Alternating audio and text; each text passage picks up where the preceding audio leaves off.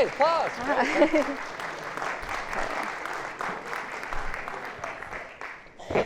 All right, good afternoon. Welcome to the National Constitution Center, and thank you for coming to today's town hall program. My name is Lana Ulrich. I'm in-house counsel here at the Constitution Center, and we are about to treat you to an exciting program. But before I introduce our guest, I just want to give a quick plug for some of our upcoming programs. Next week, we will welcome former White House advisor Cass Sunstein for a discussion on one of the more widely misunderstood constitutional processes, impeachment. We'll have Hank Meyer, author of a new biography on the mid-20th century Michigan Senator Arthur Vandenberg. And later this month, we will have the Atlantic's Franklin Foer for a talk on his new book, World Without Mind, The Existential Threat of Big Tech, and leading thinkers including Jacob Heilbrunn of the National Interest and Sam Tannenhouse of the New York Times for a conversation on the future of American conservatism. Constitution Center members receive free tickets to our town hall programs and discounted tickets to our blockbuster evening programs and our continuing legal education credit offerings. And for more information on membership or on the upcoming schedule, please check out the membership table outside in the Kirby lobby. And now to introduce our guest speaker, a leading Civil War historian, Ed Ayers, is Tucker Boatwright Professor of the Humanities at the University of Richmond, where he's President Emeritus. He was awarded the National Humanities Medal in 2013 by President Barack Obama and is currently serving as President of the Organization of American Historians for the 2017-2018 term. He joins us today to discuss his latest book, The Thin Light of Freedom, Civil War and Emancipation in the Heart of America, which is on sale today in our museum store. Please join me in welcoming Ed Ayers. Hello, everybody. So Ed, thank you so much for being here to discuss this great new book. My pleasure. Okay. So the book came out of a digital archive project, The Valley of the Shadow. Can you tell us a little bit about this project and how it led you to writing your previous book, In the Presence of Mine Enemies, and this book, The Thin Light of Freedom? Yeah, we actually thought this up in 1991, and those of you who will remember, the World Wide Web didn't exist then. But the idea was, wouldn't it be great if we could share every piece of evidence about every person who lived in two communities in the Shenandoah Valley, Franklin County, Pennsylvania, Chambersburg, and Augusta County, Virginia, Stanton. And that instead of history being something that's just presented as a done deal, to students and to people who like to read history, we could share the actual evidentiary record. Well, that seemed like a great idea, and it took us 14 years to do that because it turns out there is an enormous amount of material about 19th century America. So it's every letter, diary, newspaper article, census entry, military record, church record, tax record, Freedmen's Bureau record, all those kinds of things. But the idea was that I wouldn't be the only one to see all that evidence, that people could explore it for themselves. So you can see basically every source that I used for this book for yourself and see just exactly how wrong I was. It's been used many millions of times all around the world. Teachers use it for people to get a sense of where history comes from. It's not just that we make up stuff or it's our opinion, it's actually based on evidence. I have to admit, I often think of my mom, who was a fifth grade teacher, and I told her I want to go to graduate school in history, and she said, well, what for, honey? We already know what happened. And ever since then, I've been trying to show her, well, no, we don't. It's actually a lot more complicated than you think. So the Valley created the opportunity to write in the presence of my enemies in 2003, and then I became a dean, and then I became a president, and this whole time, the Valley of the Shadow was sitting there just waiting for me to come back. And then last year I was able to spend a year exploring it again. The beautiful thing is it still works. And so I hope you'll explore it, The Valley of the Shadow. Great. And so this book focuses on two counties, Augusta and Franklin counties, Right. and sort of a broad cast of characters. And so can you tell us who are some of your favorite characters in the book?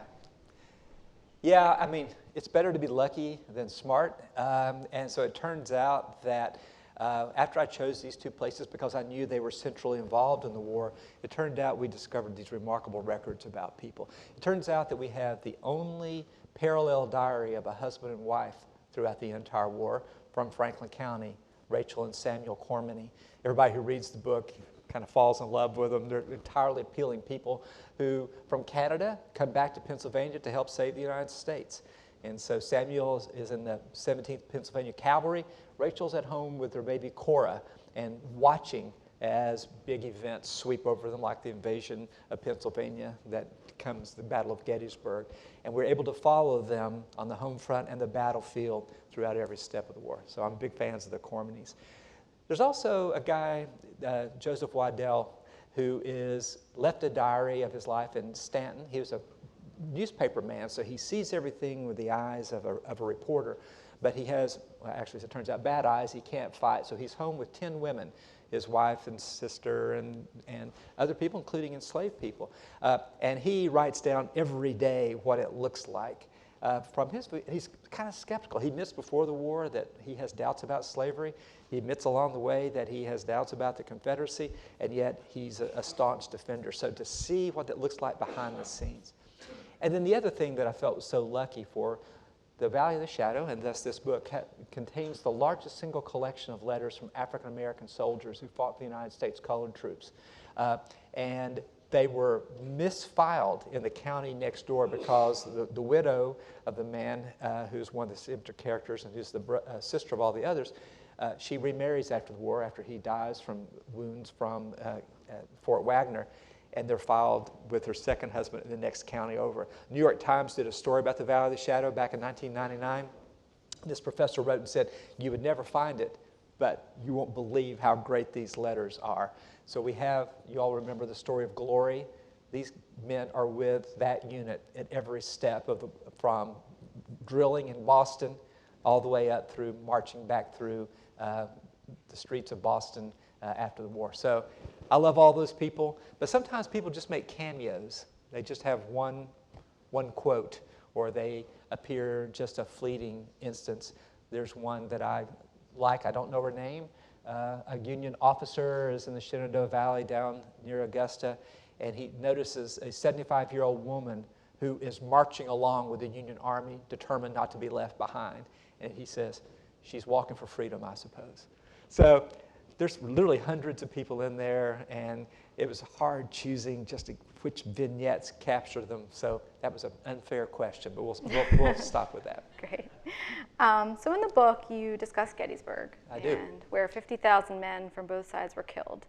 And so was this really the turning point in the war? And then also, I was wondering if you would like to talk about the story of John and Bowdoin, who is another character in the book, and his retreat with the wounded from Gettysburg. Well, it seems a little insensitive to come from Virginia to Pennsylvania and say that Gettysburg was not the turning point of the war, but here I am doing that. You know, we look back on it, and it seems that it was the pivot of the war, and both the white North and the white South agree that it was the pivot of the war, because it ended up being exactly in the middle, as it turns out. But what that reminds us is as many men died after Gettysburg as died before.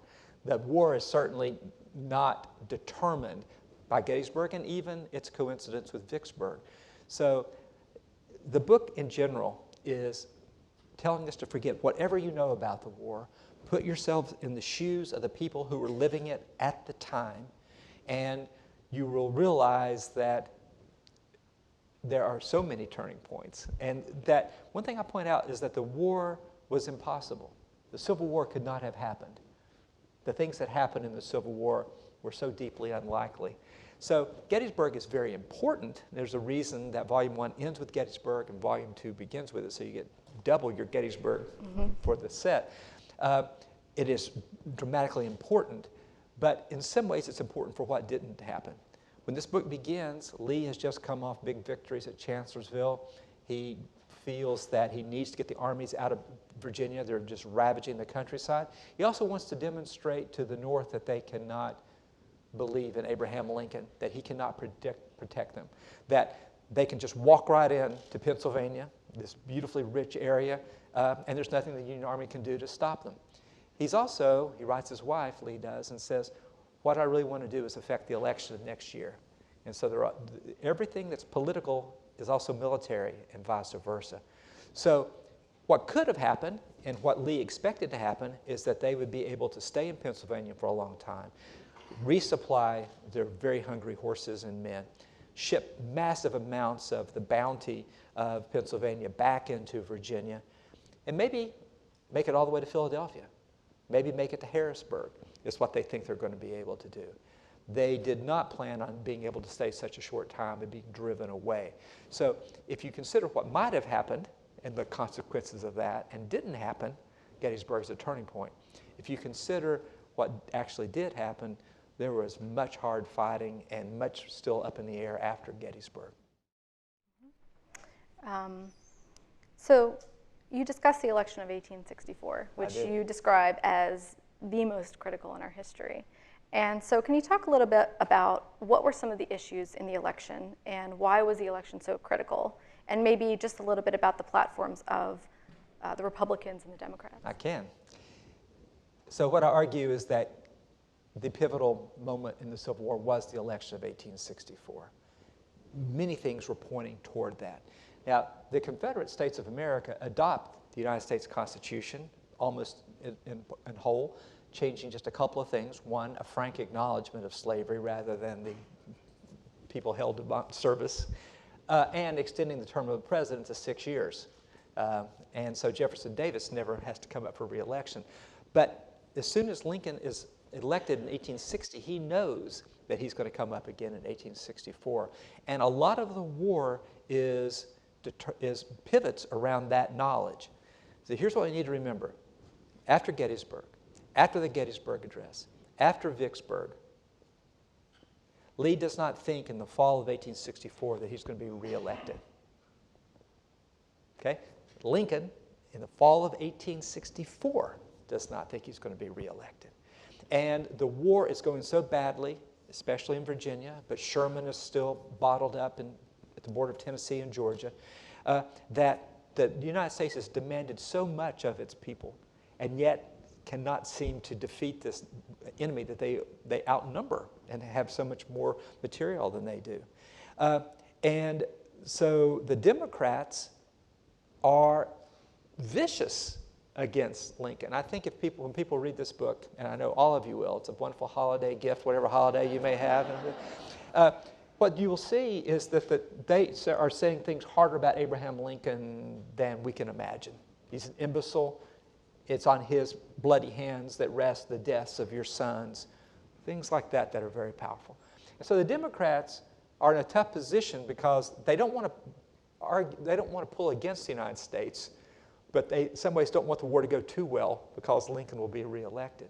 So they are on a platform that says what we should be for is peace. How many of your sons are you willing to give? And do you really want to see the slaves freed? And do you really want them to flood into places like Pennsylvania? Do you really want that? Because that's not what we went to war for. We went to war to save the United States, and this Republican Party has turned it, perverted it into an anti-slavery war. This is what the Democrats are saying. Here's the remarkable thing. It's very close. The Democrats have their convention in Chicago. They're feeling great, and when they get back home, Sherman has taken Atlanta. And it's like, don't!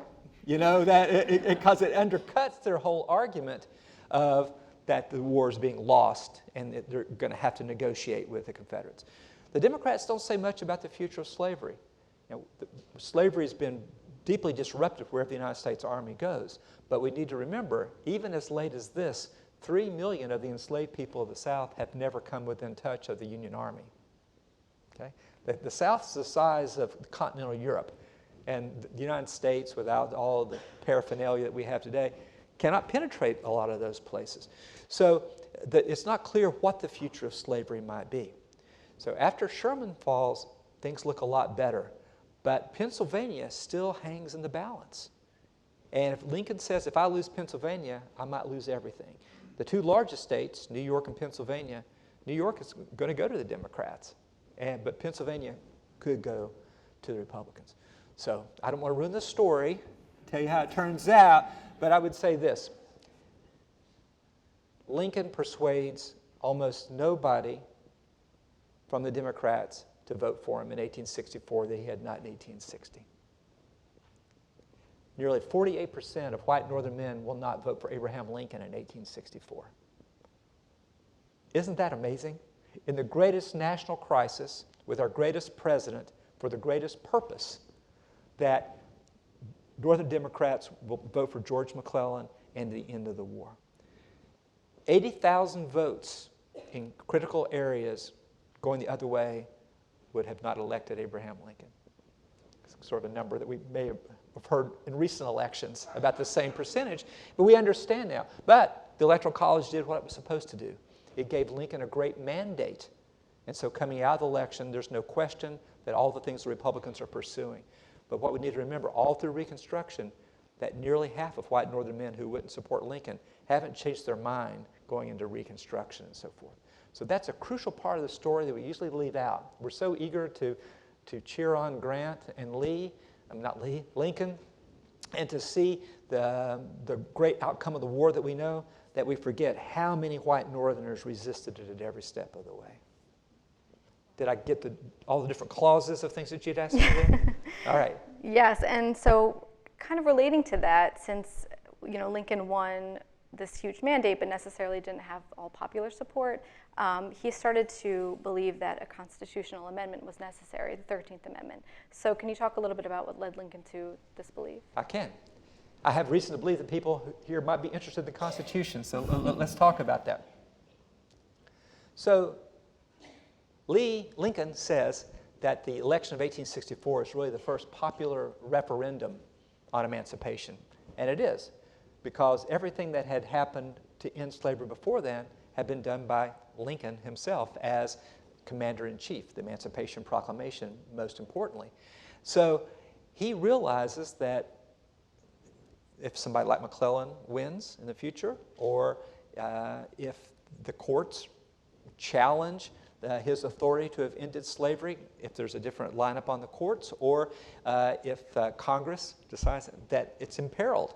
So you will have remembered the great Lincoln movie, and I remember people being puzzled. Of all the things that you could show, why are we seeing this months after the war is almost over, and we're seeing Lincoln politicking? That's because what has to happen, if they don't get the 13th Amendment passed before the war ends, then these things are in jeopardy. So the end of slavery needs to be solidified. But he's got a lame duck Congress, and that's what a lot of the movie's about. Can he persuade these Democrats who've already been unelected but are going to still be there for another year to go ahead and side with the 13th Amendment? So, again, not to ruin the story, they do, and he's able to get it through narrowly. So people don't often realize that the 13th Amendment comes before the end of the Civil War. But it has to, or everything is imperiled. Mm-hmm. So after the war ends, after Lee surrenders at Appomattox, the North is pretty ecstatic about victory until Lincoln is assassinated. And Johnson becomes president. Which is not very long, of course. Right, not long after. And so Johnson's president. What is the effect on post-war Reconstruction? The 13th Amendment's been passed, but Lincoln doesn't leave very specific instructions for what his vision for Reconstruction would have been. Yeah, thanks for all the easy questions. I'd say that on that is that Lee's last public address, I keep saying Lee, Lincoln's last public address is about Reconstruction. And this is not a direct quote, but it's something like this: "I'll get back to you on the details." He says, "I will have more to say about this at some future date." And tragically, of course, he does not. But Lincoln does not lay out a plan for Reconstruction except to try to put the country back together as quickly as he can. And he had a plan for in each state, as soon as 10% of the population would declare the loyalty to the United States and come back into the country, they could. So Andrew Johnson believes that he is following Lincoln's plan, which is to help restore the country. Now, I want to be honest with you. I went to Andrew Johnson Elementary School in East Tennessee. I think there's only two in the country, one 35 miles away where he was from, and for some reason in the town where I grew up. And he's just universally despised. But here what we need to remember is that upon Lincoln's death, Democrats and Republicans said, well, at least thank goodness we've got Andrew Johnson. Because he was the great hero. He was the only Southern senator who refused not to go to the Confederacy. and then had been at great peril wartime governor of Tennessee. And had been obviously Lincoln's running mate. So Republicans had reason to think this is just what we're looking for. Here's a guy who understands the white South, but is committed to union and our success. But Johnson, unlike Lincoln, really did not value the freedom of the enslaved people. And he was willing to sacrifice them and their rights for the quickest reunification of the country that he could come up with. And in his mind, what that meant was, since you had almost all white men in the South support the Confederacy, even though they had been for a union before the war, often vociferously so, a massive conversion to the Confederacy, that if we don't have those men, including those who fought against the United States, being put back into power, there's not going to be a base for a new Republican Party. So we're going to have to reach out to the good men of the South. I will pardon them. I take them at their word that they have acknowledged that they have lost, that slavery's over, and that secession will not be permitted. And then they come back into Congress. And the Republicans say, these are the men who were killing us just months ago, and now you're going to have them back determining our fundamental laws. That becomes the fundamental issue, is what will be done with the former Confederates? What are the consequences of rising up in rebellion against the United States? Whatever the pretext that you may have had, that it was your right as a state or whatever, the fact is that this has been what the Republicans called a rebellion. They should be punished. They should not only hold office, they should not vote. So the fundamental issues of Reconstruction are constitutional. It's that should people be allowed back in power who rose against the United States? So the Republicans say, absolutely not. There is no reason in the world that we should honor these men who have been traitorous. Instead, what we should do is to enfranchise the men, it's all men at this time, who have been held in slavery for 250 years. They're the ones that deserve political power. So when we were talking before about the unlikelihood of the things that happen, nowhere else after slavery's end was there such an expansion, such an experiment of the expansion of the rights of the formerly enslaved people. So you go from the Democrats who'd been Confederates thinking they had every expectation of running the South again, to instead the formerly enslaved people running things. So it's a huge switch in a very short period of time. Mm-hmm. So despite Johnson's almost conciliatory approach to Reconstruction, how did the South respond still? It seems like you discussed in the book how there was a lot of resistance. There were institutions like the Freedmen's Bureau, but were they effective? And then how did this lead to the 14th Amendment? I think that, so a couple things I argue. One, if the South doesn't secede, there's no way that the largest and most powerful system of slavery in the modern world can end in 5 years.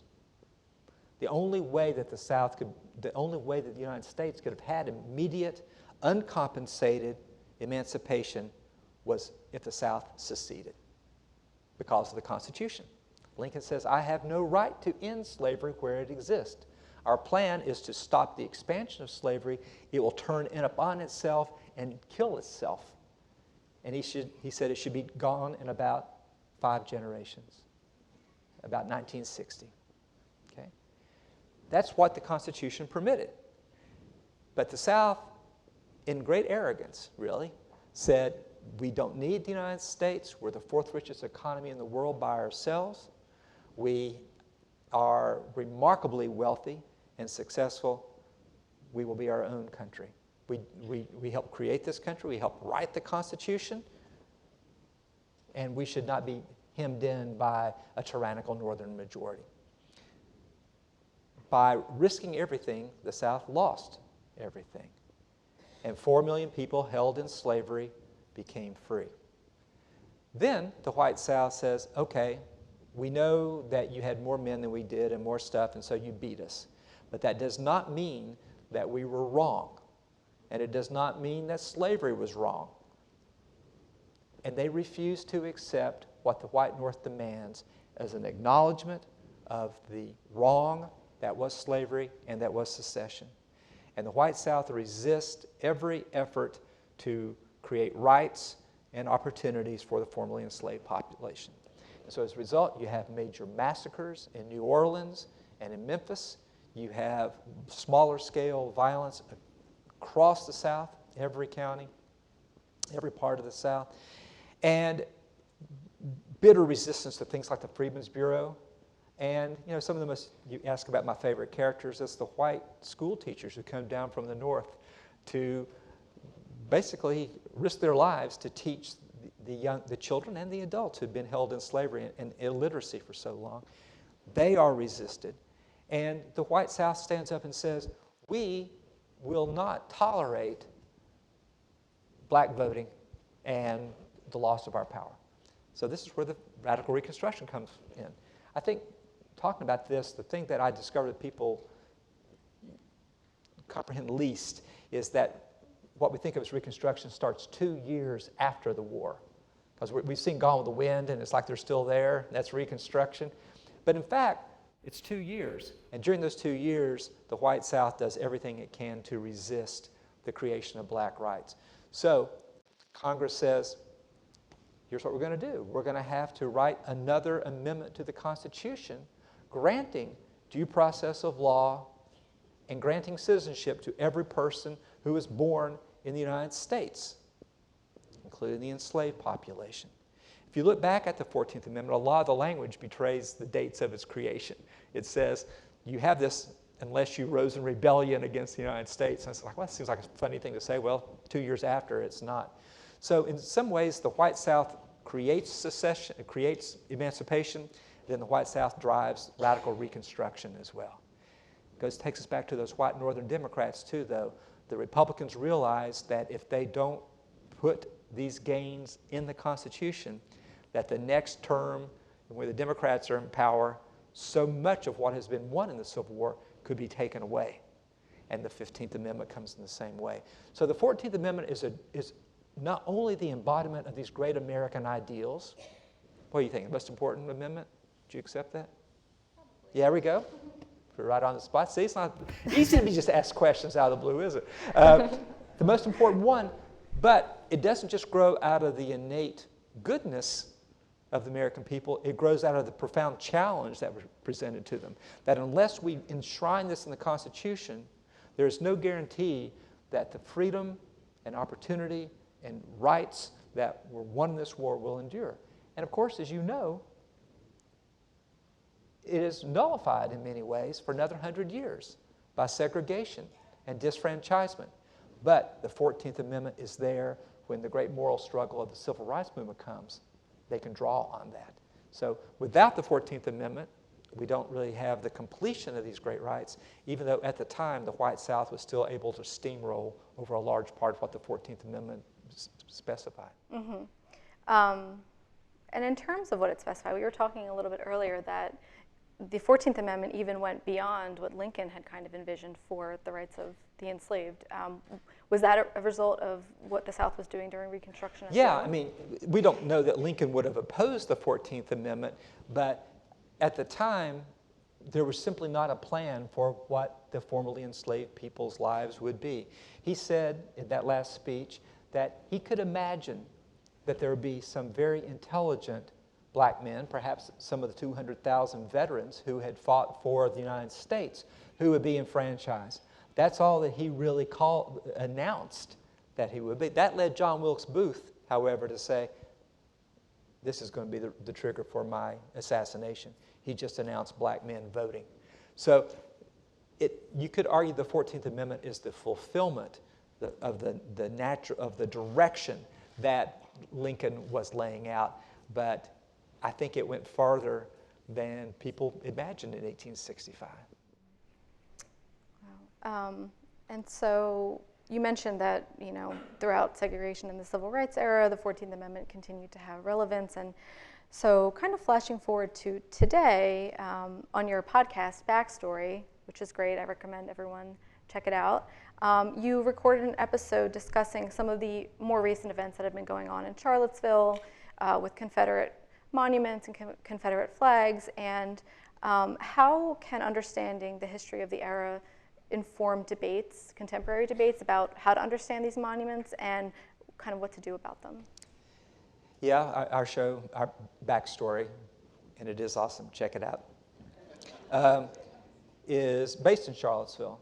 And so we were there. I was going to teach a class at the University of Virginia that afternoon as a kind of an alternative to the things that were going on in the streets. And of course, that was canceled after the death of Heather Heyer. And we had to reflect on this, a pretty college town sort of engulfed in all this from a statue that had been built in the 1920s.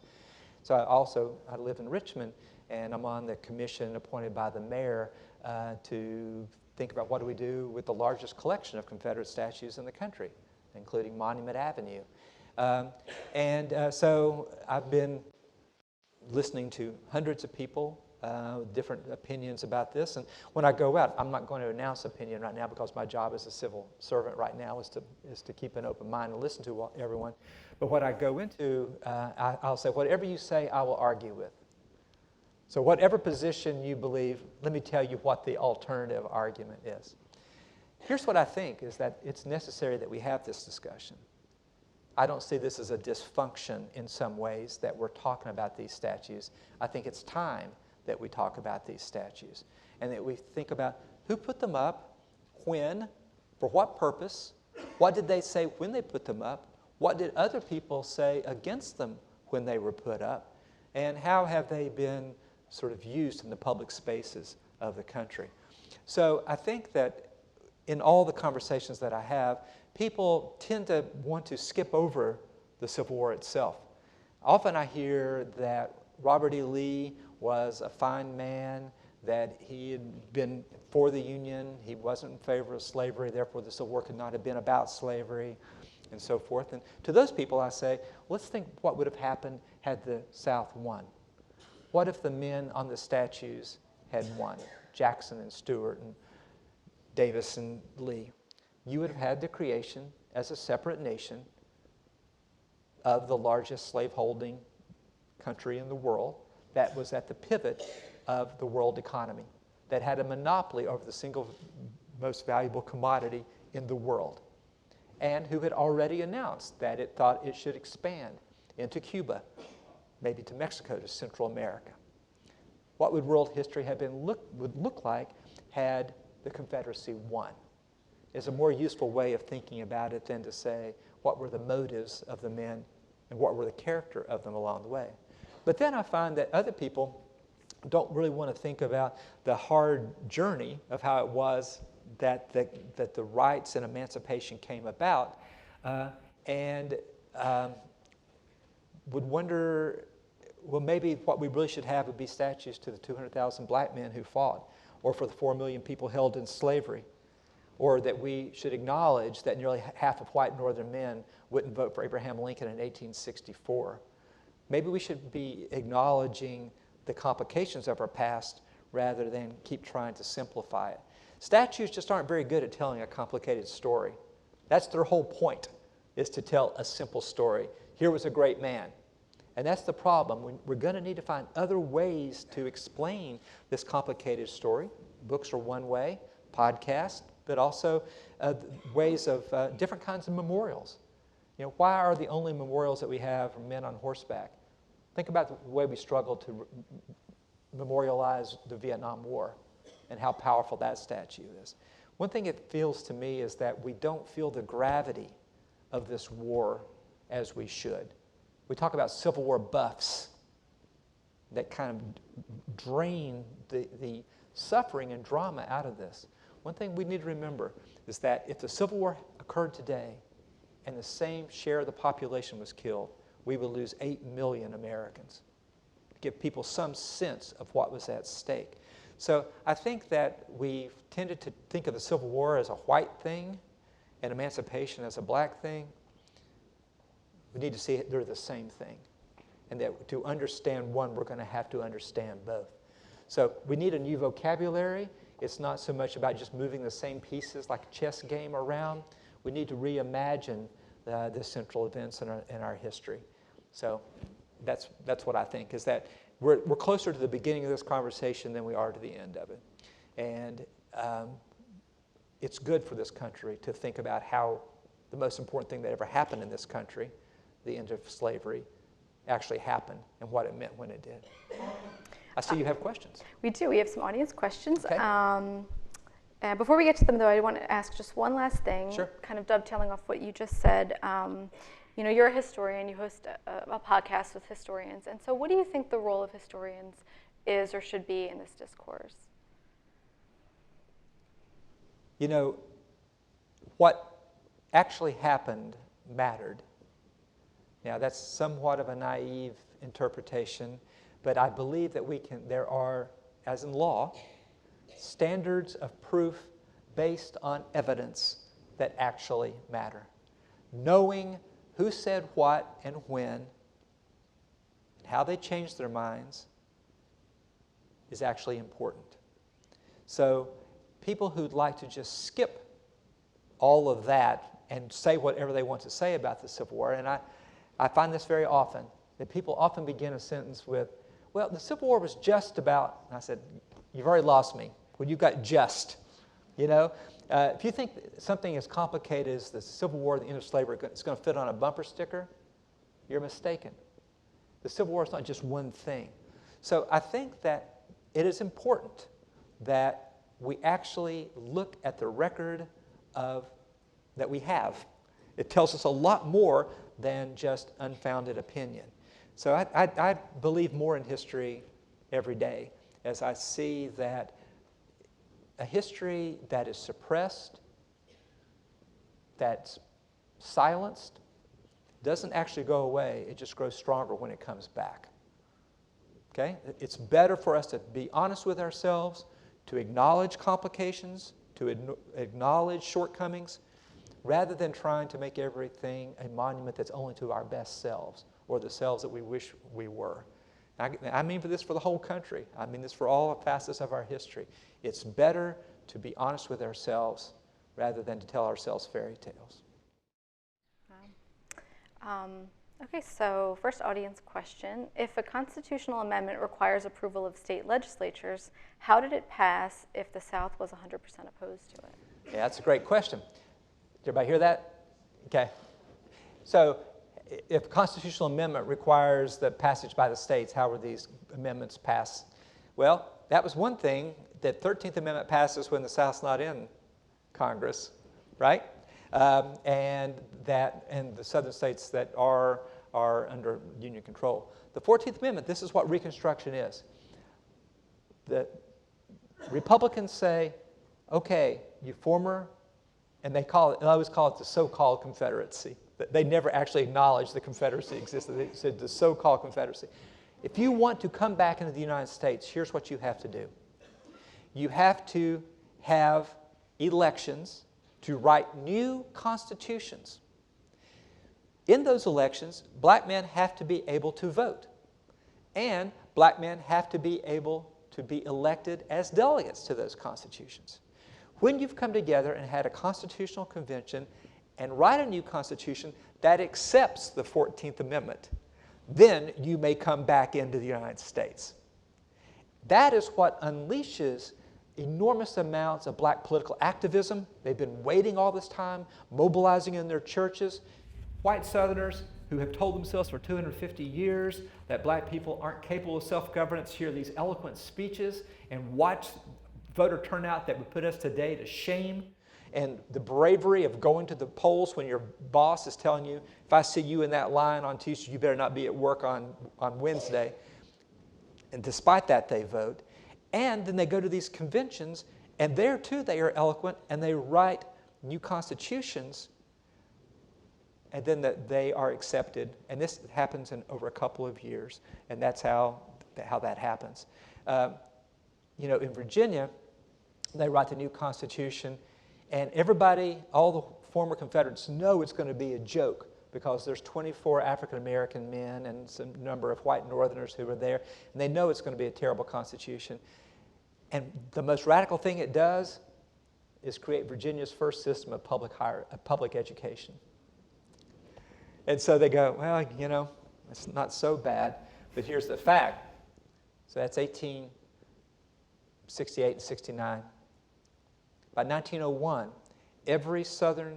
by the turn of the 20th century, every southern state has new constitutional conventions in which they basically nullify all the constitutions written during Reconstruction. And it's during those constitutional conventions from 1890 to 1908 in which things like the Grandfather Clause and the Understanding Clause and the poll tax and all those things are put in. So a constitutional convention endorses the 14th Amendment. Other constitutional conventions bypass it and actually make a travesty of it and the 15th Amendment. The 15th Amendment says you can't restrict somebody's voting on account of their color. So instead they do it through every other means that they can think of. And that's what hobbles the South for the next century. By the 1920s, voter turnout in Virginia is in the 20-something percent. Okay? So that white and black, the political system is hollowed out by this reaction to Reconstruction. So in many ways, the fight over Reconstruction takes 50 years to play out, and it looks for all the world as if the South has won. And then the Civil Rights Movement comes back and overturns that with the Voting Rights Act and the Civil Rights Act. To what extent was the Supreme Court involved in any of that and sort of upholding some of what the South was doing? Yeah, the Supreme Court was not really very important to this. This is a deeply electoral process. I think one thing that surprised me when I really started thinking about the Civil War was how thoroughly electoral it was. Americans basically voted to have the Civil War, and then they vote to have Reconstruction. And when they don't vote that way, it ends. So almost immediately after Reconstruction is implemented, the Democrats start winning in the North, and it's undercut. So they start Reconstruction, but then the political power in favor of it begins to wane. And so that's why you don't find the Supreme Court or white Northerners basically doing anything to stop this reassertion of white Southern power after Reconstruction. The white South calls that redemption. They are redeeming the South from the sin of Emancipation and Reconstruction. And the Supreme Court, people will know Plessy versus Ferguson about segregation, basically say local practice trumps these provisions. So the Supreme Court pretty much allows the white South to reassert its control. How did the public narrative of the Civil War evolve between 1861 and 1865? And maybe kind of related to that, in your book, you cite a lot of newspapers, local newspapers, and how did they kind of contribute to that narrative? Yeah, I'm going to extend the question a little bit about the story. I mean, it's like we see today. I don't know about you, every time I look at my phone, it's like, okay, how's the story unfolding, right? What's the next installment? And so everybody has a story all the time that explains it. But if you change the end of the story, you've changed the beginning of it. And so they keep going, yes, this is this wasn't the end, but it's coming soon. And when it was, we'll go back and we'll see the Civil War. There's Gettysburg right in the middle. It was the pivot around everything, right? So the story along the way is that the North is fighting for purposes entirely good, the restoration of the Union. But you'll notice that there's a fundamental problem there. If you restore the Union, you're restoring the Union with slavery in it. So how do you restore the Union and get rid of slavery? That's what Lincoln has to, the Democrats say, you're being hypocritical. You're doing something that's keeping the South from coming back to peace with us by attacking slavery. That's what the Democrats hate. But Lincoln has said there's not going to be a true reunion until we get rid of slavery. So that's the story. So the Democrats tell a very simple story. We went to war to reunify the country. The Republicans ruined it by turning it into a war against slavery. We hate the Republicans. We hate Abraham Lincoln. We resist this every bit.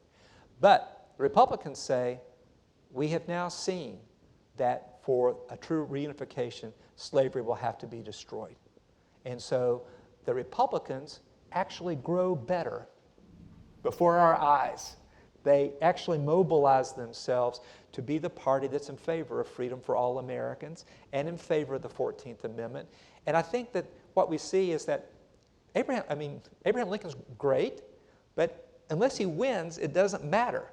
So it's the Republicans at every level who are mobilizing people who really couldn't have cared less about African Americans a few years before into now saying, yes, we believe that the country requires their rights for us to be truly redeemed.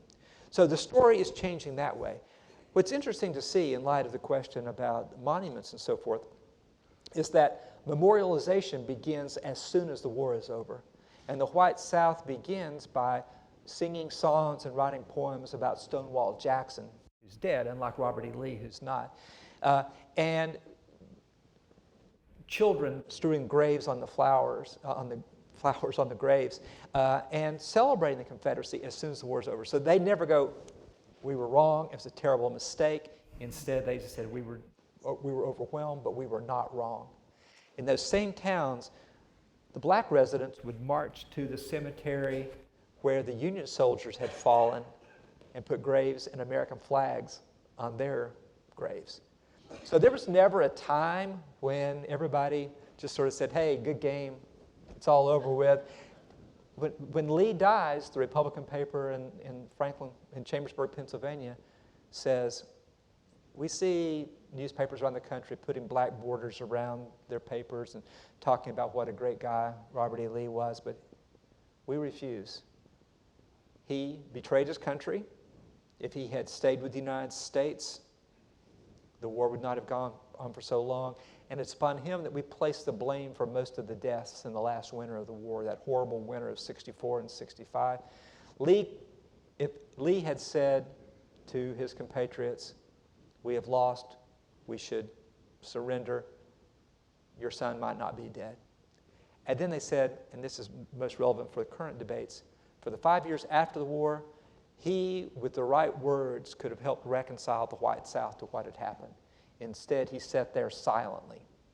He's being praised for not saying much, but he should have said something. So their final conclusion is, we think that he should just be buried and his deeds along with his body.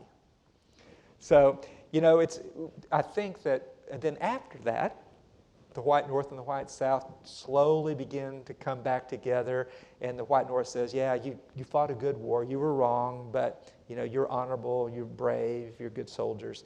And the white South says, we're actually glad slavery's gone, especially now that we're back in control of the black population. And they come together and celebrate their military struggles and forget about everything underneath. And that's why you can have all these statues in the South. It's like the North says, yeah, you lost the war, but you control home. You can maybe put up these statues if you want to. Well, this is a question about Lee's counterpart, Grant. And so what was Grant's role in emancipation of slaves or the restoration of rights? How did Grant respond in Reconstruction? Obviously, he became president, and then in your book you also talk about it was Grant who recognized that his military victories were decisive to the election and to the outcome of the war.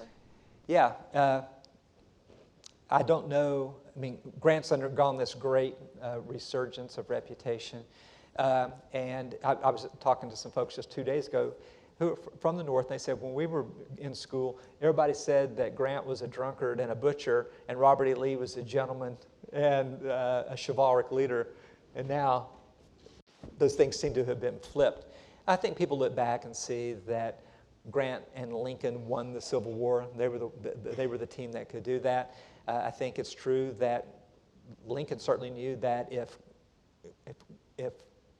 the armies in the field didn't win, he was not going to win at home. Sherman obviously played a large role as well. After the war, Grant had not been known as a particularly political person, and if I'm not mistaken, had actually voted Democrat before the war. But Grant could see that so much of what had been won at such a cost would be wasted if Reconstruction were not seen through. The most important thing that Grant did was he launched investigations and resistance to the Ku Klux Klan, which emerges in 1870 and 71, especially in South Carolina. So Grant does what he can, but imagine, we talked today a lot about sort of guerrilla war.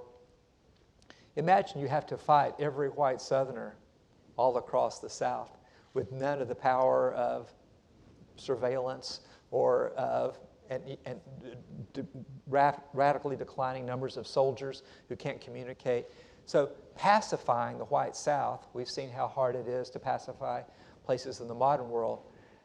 Grant, I think, did what he could. And I think he is seen in Reconstruction as kind of coming in when the die had been cast in some ways. In your book, rebel soldiers in the Valley are more considerate of civilians than Union soldiers. Do you think this was true throughout the nation? Or I guess, would you agree with that statement? Well, I can see why people would say that. That's what Lee wanted the people of the world to believe, that we're going to come in to Pennsylvania, we're going to walk right up the Valley Turnpike, right into Chambersburg, and we're going to pay for everything that we take with our good Confederate money. And they have a printing press. And so they are actually making a great show of that. And they are making a show merely of taking everything that they want and need, not of destroying things. So that is the story that the Confederates want to tell. The next year, they come back into that same town of Chambersburg and burn it to the ground after demanding that they pay $100,000, which the leaders of Chambersburg thought the city fathers left with all the money. And so the Confederates show up and say, pay us. And they say, we can't. We don't have any money. And he says, I'm sorry, my orders tell me to burn the town. And they do. And then the newspapers of the South say, we wish the entire Susquehanna Valley were in flames. Okay? So the Confederate Army, and of course the first time they come in, the main thing they do is they round up every African American they can find, whether they were free or enslaved, and put them into slavery and ship them back down south. So that's a big exception.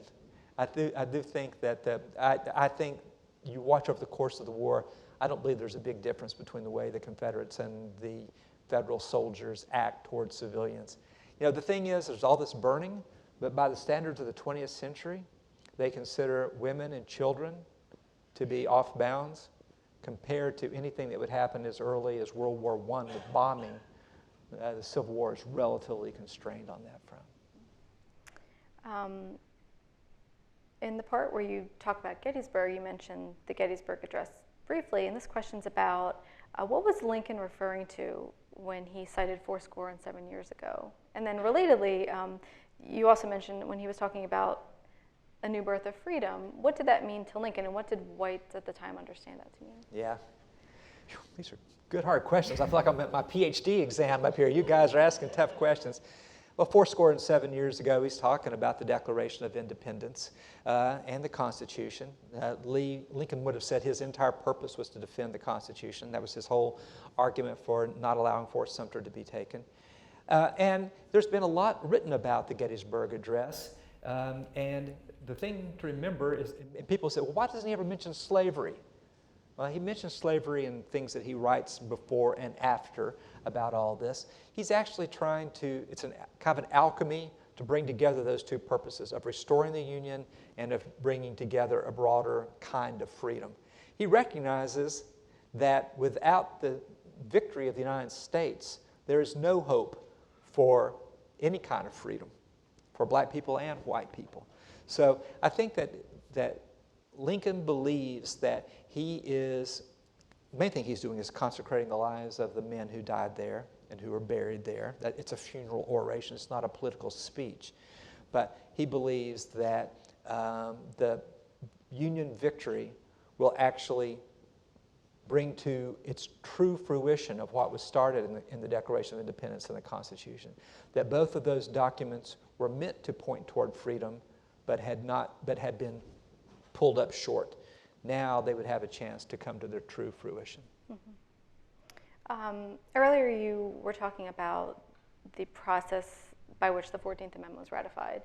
And so this question asks whether making a ratification as a precondition for readmittance, how did this affect how people maybe everyday people interpreted the legitimacy of the amendments, and does that continue till today?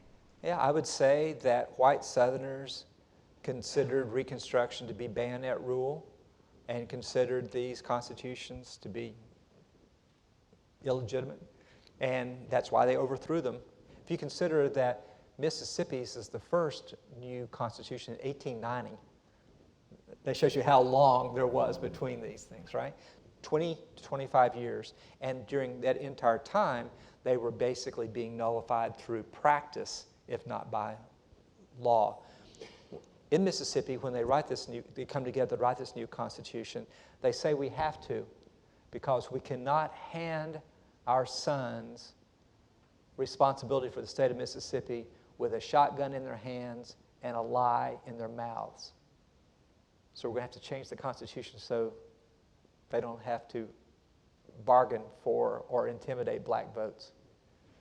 So in order to stop ourselves from behaving inappropriately, we're going to have to change the law of the land to do that. So, and they felt vindicated in basically overriding the 14th and 15th Amendments, but doing so by what they consider to be constitutional. Mm-hmm. Mm-hmm. Can we have time for 2 more questions? Sure. How was the Civil War perceived throughout the world, i.e. in Europe? You know, I don't think it takes anything away from the greatness of the American nation to acknowledge that we might not be here if it weren't for the French who'd helped us in the Revolution. And so the Confederacy thought, you know, France and England really need us. We're fighting for the same rights of self-determination that are all over the world and that they are supporting in Greece and Poland, places like that. Maybe they should support us. And it's to a disconcerting extent, they might have if the Confederacy had actually succeeded earlier in the war, and look especially at Antietam in '62, and made it appear that the Confederacy was a going concern. The main way that Europe saw this was as a disaster for suffering of the white population. They saw it as not a human rights, I'm trying to think what the word is, words that we use today. I've actually just used all the words in my head. I didn't know that was possible, but I think I've just done that. That it would be a crisis of suffering. And their goal was to try to end the war as soon as they can. So, but as the war proceeded, and the cartoons against Abraham Lincoln were brutal in London.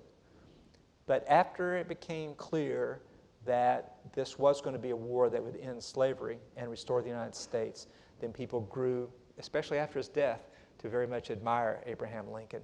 But the great Confederate hope all along had been, if we can do something like, say, win a battle in Pennsylvania, then we will be able to get the European nation behind us, and this war will come to a negotiated end, and the Confederacy will be allowed to exist, and we will have slavery, and the world will be restored to the way it should be. Okay, so for the last question, there have been a couple about the monuments, okay. And I know you don't want to take one particular stance. So I guess relating to what you've said about, how learning about the Civil War and, how we got here and where we are today can help inform the debate about the monuments. What do you think it says about where we are now that this debate has kind of been resurfacing recently? And does it suggest that maybe we need to take a look at the Civil War, learn about it more? What do you think is going on? Well, obviously, I think people should learn as much as they could about the Civil War. The monuments that we have in the South were put up in a time that I just described to you with these new constitutions, in which it was unquestioned about who ran things. And the monuments were a vindication of the earlier losses of so many of the men who had died fighting for what turned out to be a lost cause. And they were a celebration of those men and of the returned power of white people. Today, there is a greater equity in political power in the South and in the country. And it's not surprising to me that when African American people have a chance to reconsider the public landscape, they should say, why are there monuments to people who tried to perpetuate slavery and to separate from the United States? What are we supposed to tell our children when we see these big statues? It's not surprising that this conversation would come to the subject, nor is it bad.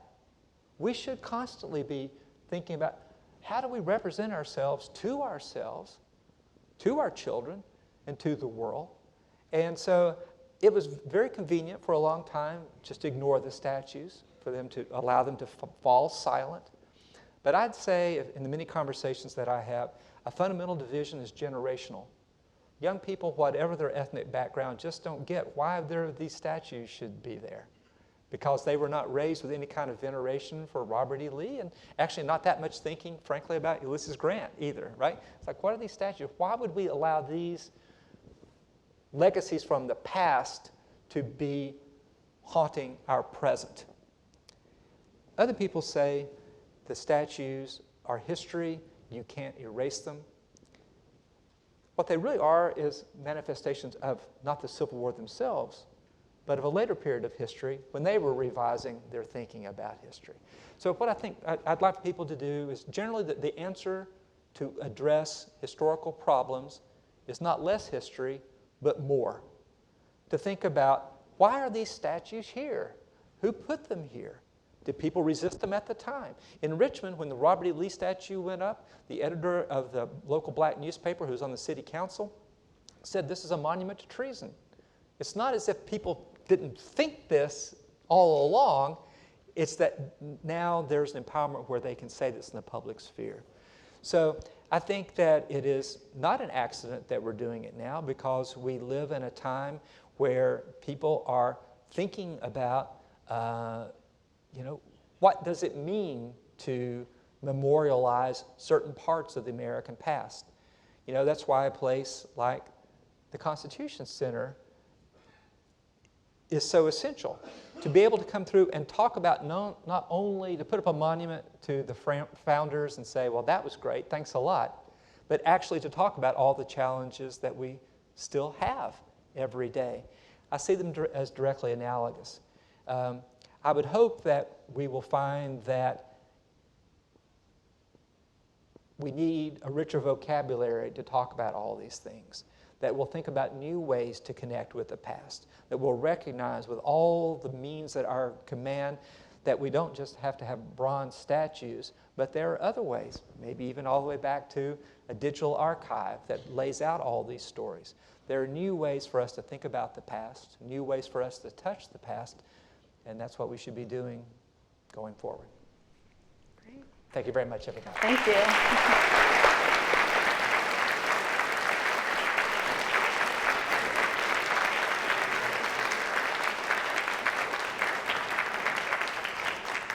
Thank you so much for coming, and Ed will be available briefly after to sign books outside the museum store. Where do I go?